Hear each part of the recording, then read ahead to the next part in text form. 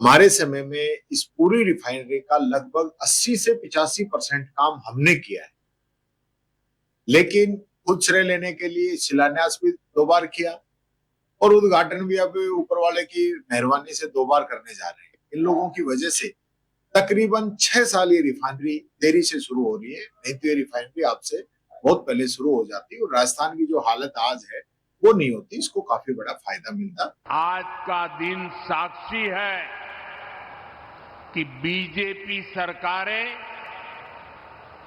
परियोजनाओं को सिर्फ शिलान्यास करके नहीं छोड़ती है, बल्कि हम उन परियोजनाओं को पूरा करने के लिए भी दिन रात एक कर देते हैं। नया भारत अपने संकल्पों से न पीछे हटता है और न ही अपनी रफ्तार कम करता है।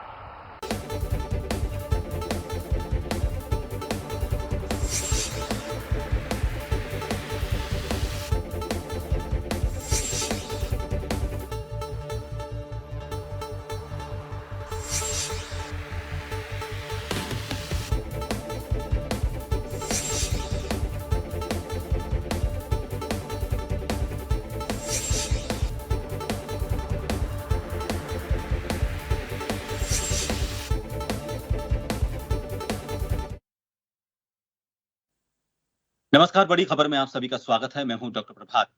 आज राजस्थान के लिए ऐतिहासिक दिन रहा। कई साल से जिसका इंतजार था, आज वो मूर्त रूप लेने के बाद उद्घाटन के तौर पर समर्पित हो चुकी है, न सिर्फ राज्य को बल्कि देश को भी।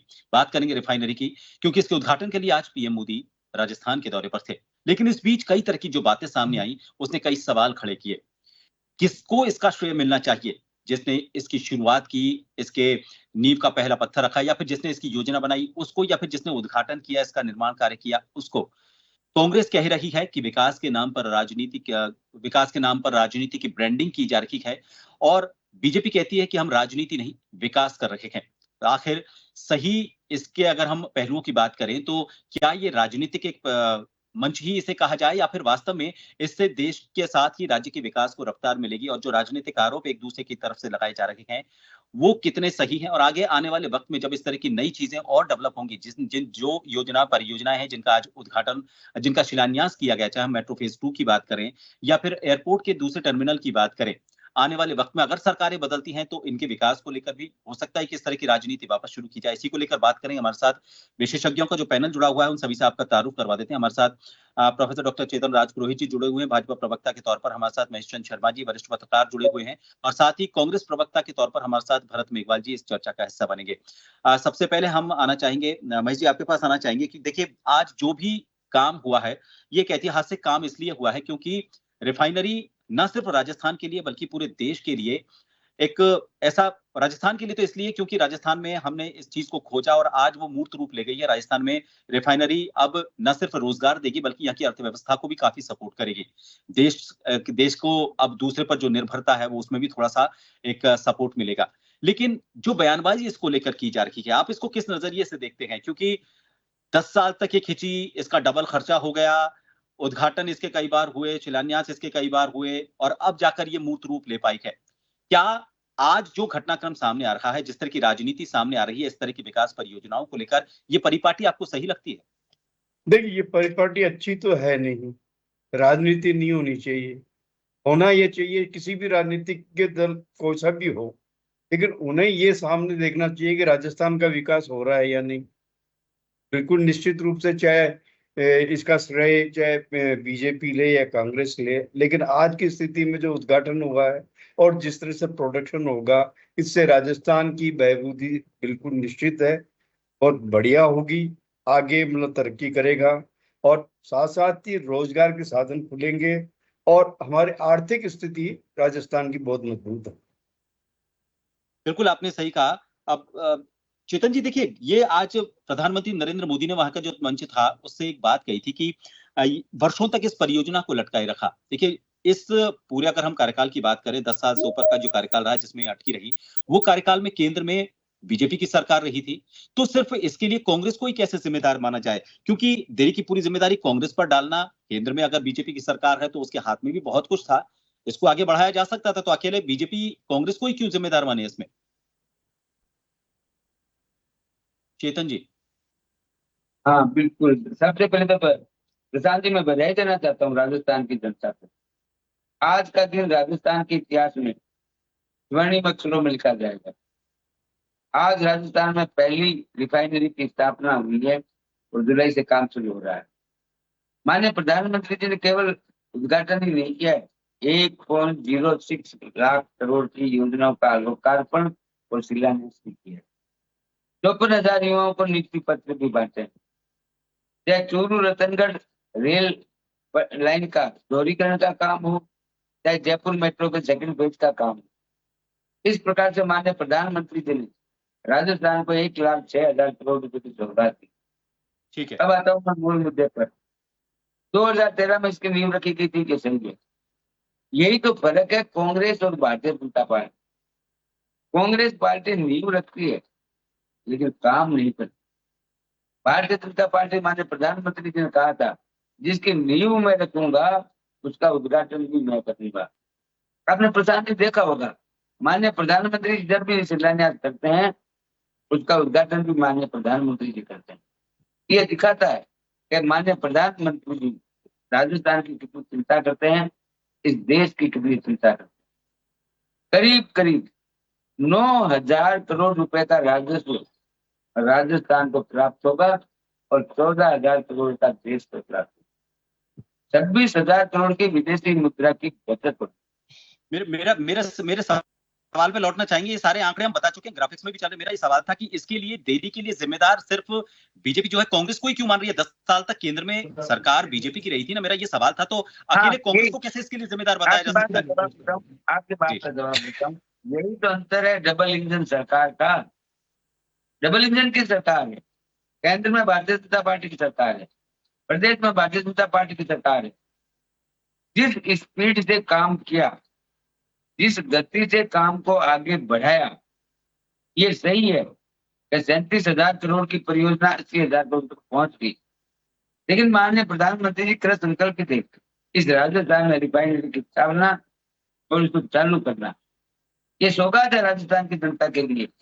ये करके दिखाया माननीय प्रधानमंत्री जी ने, माननीय भजन लाल जी ने। जब कंधे से कंधा मिलाकर जो काम करते दो सरकारें, उसी का परिणाम यमुना से समझौता है, उसी का परिणाम ERCP है और उसी का परिणाम आज रिफाइनरी का उद्घाटन है। उसी का परिणाम 100 एयरपोर्ट जो उड़ान योजना के अंतर्गत लिए गए हैं, प्रत्येक एयरपोर्ट पर 100 करोड़ रुपए खर्च करने का जो प्रस्ताव है, यही तो दिखाता है। यही माननीय प्रधानमंत्री जी के विजन को दिखाता है।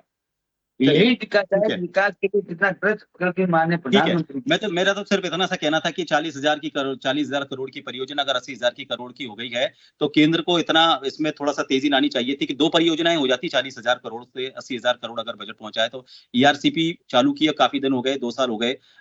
मुख्यमंत्री भजन लाल शर्मा को यहाँ पर हुआ है, केंद्र में भी बीजेपी की सरकार है, लेकिन अभी तक वो धरातल पर कितनी हुई है सबको पता है। खैर मैं लौटूंगा आपके पास। हमारे साथ अभी हमारे कांग्रेस से प्रवक्ता भरत मेघवाल जी भी जुड़े हुए हैं। भरत जी, देखिए ये बात तो सही है कि काफी लंबा समय जो था वो कांग्रेस के शासनकाल में रहा। तो बीजेपी का ये कहना है कि नीतिगत और प्रशासनिक जो लचरता रही और काम नहीं करने को लेकर इनका आरोप ये कहना है कि मन नहीं था काम करने का, इसको सिर्फ लटकाए रखा गया और सारा का सारा जिम्मेदारी जो है वो कांग्रेस पर डाल रहे हैं इसकी देरी को लेकर या फिर खर्चे बढ़ने को लेकर।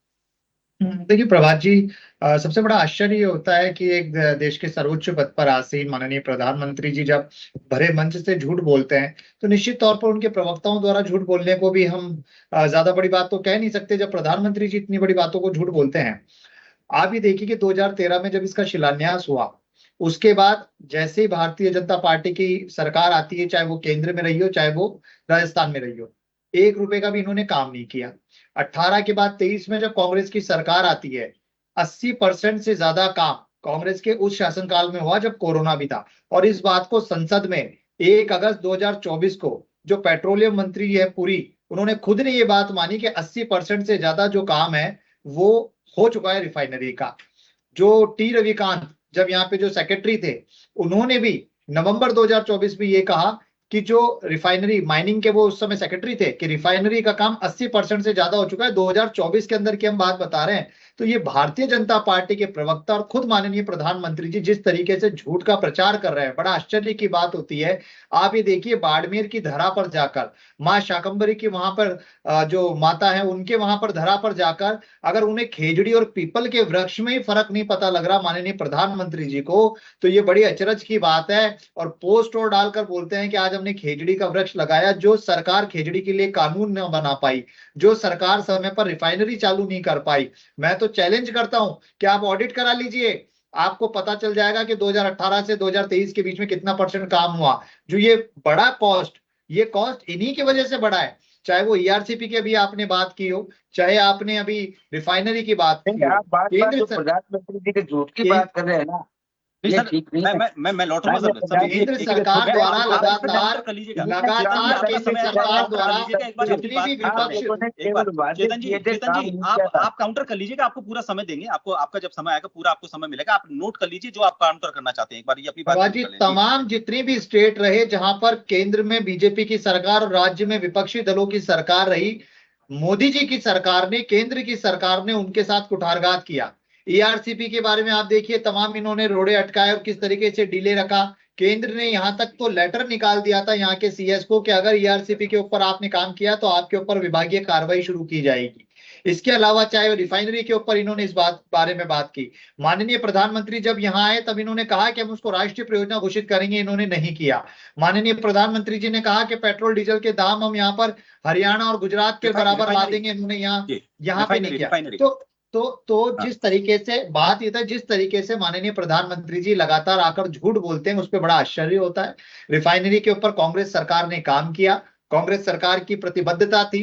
निश्चित तौर पर केंद्र में इनकी सरकार है तो केंद्र का सहयोग नहीं मिला और उसी की वजह से ये डिले हुआ। लेकिन हम राजस्थान की जनता के लिए सौगात है, हम धन्यवाद भी देते हैं, इसमें कोई दो राय नहीं है, क्योंकि यहाँ हम ये चाहते हैं रोजगार के अवसर बढ़े। बाड़मेर जैसा जो रेगिस्तानी इलाका है जहां सर लोग पलायन करते हैं, उस पलायन को रोका जाए और इसको गुजरात में ना भेजकर यहाँ के लोगों को ही नौकरी मिल पाए, यहाँ के लोगों के लिए रोजगार उत्पन्न हो पाए, उस चीज पे काम किया जाना चाहिए। अब ये उम्मीद पूरी होती हुई नजर आ रही है, क्योंकि अब परियोजना चालू हो चुकी है, अपने काम उसने करना शुरू कर दिया है, तो जाहिर तौर पर रोजगार के जो अवसर की बात कही जा रही है, चाहे किसी भी सरकार ने की हो, वो भी अभी धीरे धीरे गति पकड़ेगी। महेश जी आपके पास आना चाहिए। देखिए, एक बात तो सही है, मुझे भी ये लगता है, आपको क्या लगता है वो मैं आपसे जानना चाहूंगा कि जो श्रेय लेने की जो होड़ थी, जो मेन देरी का कारण थी, वो राजनीतिक श्रेय लेने की होड़ थी कि हमारी सरकार आ जाए तो हम इस काम को पूरा करें, ताकि इस पर जो शिलापट है उस पर हमारा नाम आ जाए। आपको नहीं लगता कि जो खर्चा बढ़ा है, जो देरी हुई है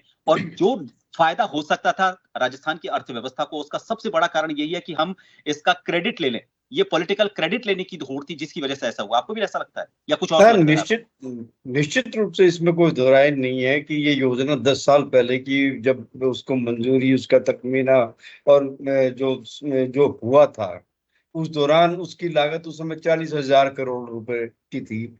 आज ये जाकर के ये 90,000 करोड़ तक, ये 80,000 करोड़ रुपए हो गई है। तो ये जो हमारा जो इस तरह का जो देश में जो राजनीति जिस तरह से होती है, नहीं होनी चाहिए। होना ये चाहिए, जनता का हित होना चाहिए, इसमें राज्य का हित होना चाहिए। ये नहीं है कि मतलब मोहर हमारी लगेगी, चिलापट में हमारा नाम होगा। ये वाला यही मतलब चीज यह है कि हमारे शासन का बदलाव का मतलब यही हो गया है आज की तारीख में कि जो भी शासन बदलता है, जब तक वो योजनाएं एक दूसरे की बदलते नहीं है, उनके नाम बदल देते हैं, उनकी जगह पट बदल देते हैं। ये नहीं होना चाहिए। ये जनता का पैसा है, जनता के टैक्स का पैसा है, उसको उसकी योजनाओं के लिए, कल्याण के लिए जो बनी हुई योजना है, रोजगार से जुड़ा हुआ है, राजस्थान की बहबूद से जुड़ा हुआ है। पेट्रोल और आपने ये दूसरा ये जो अभी जो पश्चिम एशिया में जो संकट बना है, उसमें जो स्थिति बनी है हमारी, मतलब जिस तरह से तेल संकट, गैस का संकट, ये सारे जो पैदा हुए हैं, ऐसी सूरत में मतलब क्या कहते हैं ना, हम बहुत पहले आत्मनिर्भर हो गए होते, लेकिन उसकी तरफ ध्यान नहीं दिया। बल्कि यह है कि आज हमारी ये हमारे लिए लोकतांत्रिक दोष है। लोकतांत्रिक मतलब क्या कहते हैं ना, इस व्यवस्था में इस तरह की राजनीति जो होती है ये दोषपूर्ण होती है। इससे दूर करने के उपाय करने चाहिए। जनता का कल्याण जब तक लोकतंत्र में नहीं है, फिर लोकतंत्र के मायने क्या है? बिल्कुल आपने सही कहा, क्योंकि अब 40 से 80 पहुंचना, एक और रिफाइनरी आ जाती, या फिर हम एक और नया जो तेल का भंडार है, या फिर हमारे यहाँ जो मिनरल्स हैं, जो रेयर अर्थ मिनरल्स हैं, उनको खोजने में उस पैसे का इस्तेमाल हो सकता था। और ये देश जी। की अर्थव्यवस्था को बहुत, क्योंकि रेयर अर्थ मटेरियल की बात करें या फिर पेट्रोलियम की बात करें, आने वाले वक्त की ये सबसे बड़ी ताकत है, जो भी किसी भी देश को मजबूत करने के लिए, पूरे देश में अपना अलग अपनी अलग पहचान बनाने के लिए बहुत जरूरी होती है। 40,000 करोड़ बहुत छोटी मोटी रकम नहीं होती। इसको लेकर कितना टैक्स बढ़ाना पड़ता है, कितनी व्यवस्थाएं करनी पड़ती है, और सरकार उस पैसे को अगर सही तरीके से रोटेट करती तो बहुत इसका सही इस्तेमाल हो सकता था। चेतन जी, आप कुछ कहना चाहते हैं, लेकिन उसमें मैं सिर्फ एक ऐड ऑन करना चाहूंगा। आप इनके जवाब, इनका जो सवाल था उस पर आप कुछ कहिएगा, जो भी आप कहना चाहते हैं। लेकिन एक बात जो इन्होंने कही, ये बात तो सही है कि हरदीप सिंह पुरी जो है, उन्होंने खुद संसद में इस बात को स्वीकार किया था, और कोरोना काल में इसका मैक्सिमम काम हुआ, रुका नहीं, और 80% तक के काम को लेकर उन्होंने एक दावा किया था कि वो पूरा हो चुका है। तो ऐसे में क्रेडिट शेयर करने में कहां दिक्कत है? नहीं, कोई दिक्कत नहीं है। मैं तो कहता हूँ, माननीय प्रधानमंत्री जी के बारे में इन्होंने भी बोला था, झूठ बोलते हैं। झूठ बोलने का काम तो आपके युवराज जी का ठिकाने रखा है। पहले झूठ बोलते हैं, फिर माननीय उच्चतम न्यायालय में जाकर के कान पकड़ के माफी मांग लेते हैं। ऐसा काम हमारे प्रधानमंत्री जी नहीं करते, पहली बात। दूसरी बात, हाँ किसान जी, ये सच्ची बात है, केंद्र में सरकार और राज्य में सरकार अगर एक पार्टी की होती है, डबल इंजन की सरकार होती है, तो निश्चित रूप से काम को गति मिलती है। मैं बीच में माफी चाहूंगा आपसे, लेकिन इस बात को इतना जोर से क्यों कहा जाता है? एक छोटी सी बात, चेतन जी, इतनी सी बात है, मेरी इतनी सी बात है, इस बात को इतना पुख्ता तरीके से क्यों कहा जाता है, इतना विश्वास के साथ क्यों कहा जाता है कि डबल इंजन सरकार होगी तो ही काम होंगे? ये आपको नहीं लगता कि ये बहुत गलत सिस्टम है? राज्य में किसी की भी सरकार हो, अगर दूसरी सरकार केंद्र में है, सरकारों का काम है ना एक दूसरे को सपोर्ट करना। ये तो एक तरह से दबाव हो गया लोगों के ऊपर, वोटरों के ऊपर, कि आप डबल इंजन की सरकार बनाइए तभी काम होंगे। ये तो व्यवस्था बिगाड़ना हो गया एक तरह से। यही तो भारतीय जनता पार्टी और कांग्रेस पार्टी में फर्क है। कांग्रेस पार्टी हमेशा योजनाओं को अटकाने का, लटकाने का, भटकाने का काम करती है। अभी एयरशिप की बात की हमारे कांग्रेस के मित्र ने, इनको मैं याद दिलाना चाहता हूँ, कमलनाथ जी कौन थे? किस पार्टी के मुख्यमंत्री थे? अशोक गहलोत जी ने क्यों कहा था कि कमलनाथ जी मेरे पत्रों का जवाब नहीं देते हैं? ये माननीय गहलोत साहब ने कहा है कि मध्य प्रदेश के मुख्यमंत्री मेरे पत्रों का जवाब नहीं देते, मैं रिमाइंडर भेजता हूँ। ये इनका अंदरूनी मामला है, कांग्रेस पार्टी का अंदरूनी झगड़ा है, इसमें मैं नहीं जाना चाहता। लेकिन मैं एक बात जानता हूँ कि जब नीयत सही हो, नीति सही हो और इरादे नेक हो, तब काम गति से होता है। यहाँ कोई राजनीति की बात नहीं है। यहाँ काम राजस्थान हित की बात है, राजस्थान के युवाओं को रोजगार की बात है। यहाँ पे राजस्थान में उद्योग धंधे को बढ़ावा देने की बात है। यहाँ पे राजस्थान में इंफ्रास्ट्रक्चर डेवलपमेंट की बात है। और जो 1,06,000 करोड़ की आज योजनाएं दी है, आज माननीय हमारे कांग्रेस के मित्र अगर आज धन्यवाद करते, आभार प्रकट करते माननीय प्रधानमंत्री जी का, माननीय मुख्यमंत्री जी का, क्यों राजस्थान का भला हो रहा है। कांग्रेस पार्टी इसमें प्लस माइनस देखे, भले ही देखे, राजनीतिक पार्टी देखना चाहिए, लेकिन अल्टीमेटली अपन लोग राजस्थान की जनता के लिए काम करते हैं। और राजस्थान की जनता के लिए अगर अच्छा काम होता है तो कांग्रेस पार्टी को समर्थन भी करना चाहिए, अभिनंदन भी करना चाहिए और बधाई भी देनी चाहिए। केवल इसलिए विरोध करना कि विपक्ष में विरोध करेंगे नहीं। और मेरा ये मानना है, चाहे कांग्रेस की सरकार हो, चाहे राजस्थान, चाहे भारतीय जनता पार्टी सरकार हो, आपने बंगाल का उदाहरण देखा, आपने तेलंगाना का उदाहरण देखा, क्यों ये लोग केंद्र की योजनाओं को रोकने का काम करते हैं। अभी योजना नाम बदलने की बात की आपने, अन्नपूर्णा योजना का नाम किसने बदला? प्रशांत जी आप बताइए। और क्या इंदिरा रसोई रखा था, क्योंकि एक परिवार को खुश करना है। अन्नपूर्णा नाम खराब था क्या? प्रशांत जी आप बताइए मुझको। राजस्थान में अन्नपूर्णा योजना चलती थी, उसका नाम बदल के कांग्रेस पार्टी ने क्या इंदिरा रसोई योजना, क्या अन्नपूर्णा का नाम रखना गलत था? इंदिरा रसोई क्यों रखना है? क्योंकि गांधी परिवार को खुश करना है। यही तो कांग्रेस का चरित्र है। इसी कारण से कांग्रेस पिट रही है, हार रही है, जनता नकार रही है इनको बार बार। भारतीय जनता पार्टी का है सबका साथ, सबका विकास, सबका विश्वास और सबका प्रयास। माननीय प्रधानमंत्री जी उसी मूल मंत्र के साथ काम कर रहे हैं, आवाज दे रहे हैं, हर घर नल योजना दे रहे हैं, किसान सम्मान निधि कर रहे हैं, उज्ज्वला योजना। अगर गिनूंगा तो पूरे 1 घंटा लगेगा केंद्र की लोक कल्याणकारी योजना को गिनाने में। लेकिन फिर भी मैं कहता हूँ, कांग्रेस पार्टी को विपक्ष के नाते अपनी बात रखने का पूरा अधिकार है, लेकिन अच्छे कामों का भी समर्थन करना चाहिए और अच्छे सुझाव भी देने चाहिए। ये भी मैं कांग्रेस पार्टी से निवेदन करता हूँ कि अच्छे सुझाव भी देने चाहिए, बेटरमेंट के लिए दें। आप बताएं कि इसके अंदर ऐसा होएगा, इसके अंदर ऐसा करें आप, अच्छी बात है। लेकिन केवल विरोध के नाम पे विरोध करना, कोई मुद्दा नहीं, कोई विरोध के लिए जगह नहीं, कोई उम्मीद नहीं, क्योंकि कमी तो भारतीय जनता पार्टी सरकार छोड़ती ही नहीं है। माननीय चलिए, मैं प्रधानमंत्री ले जी लेता हूँ, कभी जवाब ले लेता हूँ इनसे। जवाब ले लेता हूँ। मैं यहाँ हमारे साथ जो कांग्रेस से जुड़े हुए हैं भरत जी। भरत जी देखिए, विरोध किस चीज का है आपका? क्योंकि कोई चीज कैसे भी या किसी ने भी शुरू की, मैं सोचता हूँ कि राजनीति से ऊपर उठकर किसी भी सरकार ने कोई भी योजना ऐसी शुरू की है जिसका राजस्थान की जनता को फायदा मिलेगा, उसका स्वागत किया जाना चाहिए। उसमें देरी हुई है, उसमें खर्चा बढ़ा है या उसमें अभी भी आपको कोई कमी लगती है, उसकी आलोचना हो सकती है और सुझाव भी हो सकते हैं, जैसा कि चेतन जी मांग भी रहे हैं। तो अब विरोध किस चीज का है? मैंने पूर्व में भी कहा प्रभात जी कि अगर देश के प्रधानमंत्री भरे मन से झूठ बोलकर कांग्रेस पर आरोप लगाएंगे तो निश्चित तौर पर जनता को सच्चाई का भी पता लगना चाहिए। उद्घाटन का तो तो स्वागत करते हैं आप। तो बिल्कुल देखिए रिफाइनरीज प्रदेश के लिए एक कहते हैं ना एक संजीवनी की बूटी है। आप ये मान के चलिए कि राजस्थान में हम जानते हैं कि यहाँ पर समुद्र नहीं है, यहाँ पे बंदरगाह नहीं है, यहाँ पर जिस तरीके से एक्सपोर्ट इंपोर्ट होना चाहिए उस तरीके से राजस्थान इतना ज्यादा डेवलप नहीं है। और खासकर रही पश्चिमी राजस्थान की बात, तो रिफाइनरी की एक सोच और मंशा कांग्रेस की सरकार की थी जो वो लेकर आई। और निश्चित तौर पर जब कोई प्रोजेक्ट बड़े बड़े वर्ष के लिए होते हैं, लॉन्ग टर्म होते हैं, तो उसके बीच में सरकारों का आना जाना लगा रहता है। लेकिन जिस तरीके से आपने जो बात कही कि अगर कोई जनता से जुड़े हुए मुद्दे हैं तो उस पर कंटिन्यूटी बनी रहनी चाहिए, इररेस्पेक्टिव के केंद्र में और राज्य में किसकी सरकार है। क्योंकि हजारों करोड़ जब आपका इन्वेस्ट होता है और उसकी कॉस्ट बढ़ती है तो कहीं ना कहीं अल्टीमेटम वो पैसा जनता को अपनी जेब से ही देना पड़ता है टैक्स के रूप में, और सरकारों के ऊपर बोझ बढ़ता है। 2024 में हरदीप पुरी जी का बिल्कुल ये बयान था कि 25,000 करोड़ राज्य की सरकार हमको दे, उसके बाद हम शिलान्यास करने देंगे।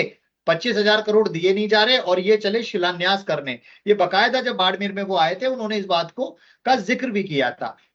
मैं यही कहना चाहता हूं कि कोई भी सरकार हो, सरकार यही चाहती है कि जनता का भला हो, लेकिन प्रधानमंत्री सबके प्रधानमंत्री हैं, भारतीय जनता पार्टी के प्रधानमंत्री नहीं है। और जब आप किसी चीज का शिलान्यास करने आ रहे हैं तो आप वहां पर बात रखिए उस रिफाइनरी से संबंधित, उसके अपार्ट बात मत रखिए। ईआरसीपी में गजेंद्र सिंह शेखावत जी जल संसाधन मंत्री होते हुए राजस्थान को ईआरसीपी नहीं दे पाए। ईआरसीपी को राष्ट्रीय परियोजना घोषित करने का वादा 2018 में अजमेर और जयपुर में खुद माननीय प्रधानमंत्री जी ने कहा था, लेकिन वो हमेशा की तरह झूठ बोलते हुए आए। जितनी योजनाओं के नाम बता रहे हैं, जनता के बीच में जाकर देखिए, लोगों को समय पर पेंशन नहीं मिल पा रही है। बड़ी बड़ी योजनाओं की तो आप बात बता रहे हैं, वो सिर्फ कागजों तक है। धरातल पर जाकर देखिए, चेतन जी धरातल पर लेकर जाकर देखिए, आज भी अशोक गहलोत जी का जो थैला है ना जिसमें राशन मिलता था लोगों को, वो थैला आज भी लोगों के हाथ में लेकर घूमते हैं वो। मैं ये आपको चैलेंज के साथ कह रहा हूं कि मोदी जी का एक भी ऐसा कोई थैला या मोदी जी का ऐसा कोई भी एक काम आप बता दीजिए जो चलता हो। हमारी आयुष्मान जो हमारी योजना थी, चिरंजीवी योजना, उसको पूरे देश ने सराहा। हमारी जो कोरोना में की व्यवस्था थी उस व्यवस्था को कहना चाहते हैं, मैं चेतन जी के पास लौटूंगा, अभी कुछ कहना चाहते हैं क्योंकि समय कम है। उसके बाद में एक बार महेश जी के पास आना चाहूंगा। जी चेतन जी, आप कुछ कहना चाह रहे हैं? हाँ, कांग्रेस के नेता जयपुर को छोड़े, एसी रूमों को छोड़े, गांव में आए, ढाणी में आए, देखे क्या सिलेंडर महिला को मिला या नहीं मिला, हर घर नल योजना में नल लगा या नहीं लगा, पीएम आवास में। मुझे लगता है आपको घूमने की जरूरत है क्योंकि आपका मंत्रिमंडल तो घूम नहीं रहा। आपको आपके मंत्रिमंडल के मंत्रियों के नाम भी पता है क्या चेतन जी? मंत्रिमंडल के मंत्रियों के नाम भी पता है क्या आप जो बता रहे हैं? मैं ये कहता हूँ आपको, अरे कल बिजली नहीं थी वहाँ, पचपदरा में बिजली कट हो गई थी और सुबह भी बिजली नहीं थी वहाँ। पूछिए जाके आप आपके ऊर्जा मंत्री से पूछिएगा कि वहाँ बिजली की भी व्यवस्था करी या नहीं करी थी पचपदरा में। मैं गांव पे बैठा हूँ और गांव की स्थिति आपसे ज्यादा मैं जानता हूँ। आपको जैसे प्रधानमंत्री अमित शाह जी अपने आप को पूरा देश मानते हैं ना, वैसे आप भी अपने आप को पूरा रोकना चाहूंगा, समय कम है। महेश जी के पास एक बार जाना चाहूंगा, समय कम है जी, समय कम है। चेतन जी समय कम है, एक बार मैं महेश जी के पास जाना चाहूंगा। महेश जी देखिए, अब आज एक और नई जो मेट्रो फेज 2 है उसका शिलान्यास हुआ है। अगर इसी तरह से हालात चलते रहे, सरकारें बदलती रही, और भाई हर सरकार ये चाहती है कि उसका समय लंबे दौर तक वो वहां पर राज करे, लेकिन अगर कल को हालात बदल जाते हैं केंद्र में और राज्य में, तो क्या आपको लगता है कि इसी तरह की अगर राजनीति होती रही तो जयपुर मेट्रो फेज 2 भी फिर अटक जाएगी, फिर इसका काम खराब होगा? मैं इसका आपसे सॉल्यूशन भी चाहूंगा, क्योंकि सरकारें बदलती रहेंगी। ऐसा कभी नहीं होगा कि पूरे देश में एक ही तरह की चीज, एक ही राज्य सरकार हो, और किसी राज्य में ऐसा भी हो कि दूसरे पार्टी की सरकार ना हो। क्या इसमें ऐसे सिस्टम को सही करने की जरूरत है ताकि जो चीजें एक बार तय हो चुकी हैं जनहितैषी, उनमें बदलाव ना हो? अगर उसमें बदलाव करना है तो उसका कोई ऐसा सिस्टम होना चाहिए ताकि संसद में उसके लिए एक बड़ा कदम उठाना पड़े। नहीं, ये बिल्कुल सही बात है कि जो योजना आज जैसे उद्घाटन किया मेट्रो सेकंड चरण का, तो पूरा समय पे होना चाहिए, समय पे उसकी सारी जो भी दिक्कतें, औपचारिकताएं वगैरह जो जो भी है उसका समाधान भी निरंतर होता रहना चाहिए, लेकिन राजनीति नहीं होनी चाहिए। हमारे यहाँ हर चीज में राजनीति होती है।